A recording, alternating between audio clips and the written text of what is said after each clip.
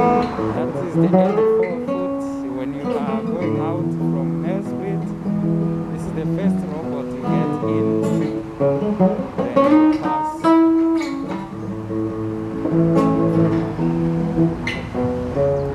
there while you are on your way to the church.